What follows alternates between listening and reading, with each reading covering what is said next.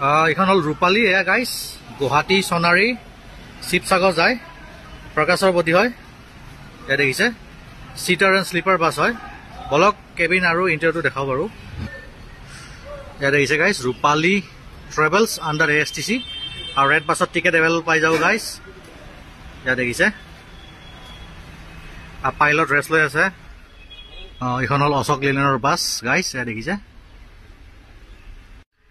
সিটাৰ কাম sleeper bus এয়া দেখিছে ইফালে আছে ডাবল স্লিপাৰ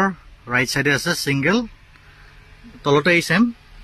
তলত সিঙ্গেল সিটাৰ ওপৰত সিঙ্গেল স্লিপাৰ লেফট সাইডে আছে ডাবল সিটাৰ এয়া দেখিছে গাইজ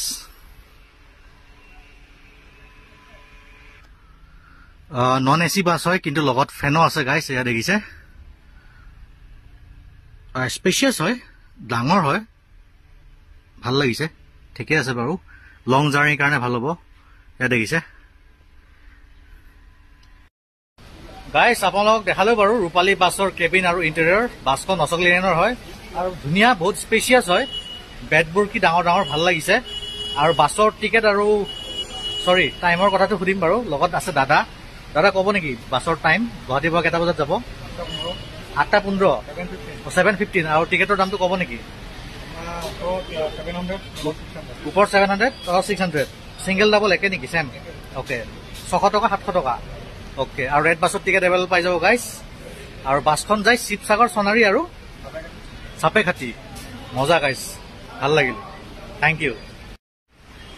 ইয়া গাইজ ৰূপালী ট্ৰেভেলছ আণ্ডাৰ ASTC আৰু ৰেড বাছত টিকেট এভেইলেবল পাই যাব 2x1 semi sleeper and sleeper air suspension এয়া দেখিছে গাইজ স্লিপাৰ কাম সিটাৰ বাছ হয় 2x1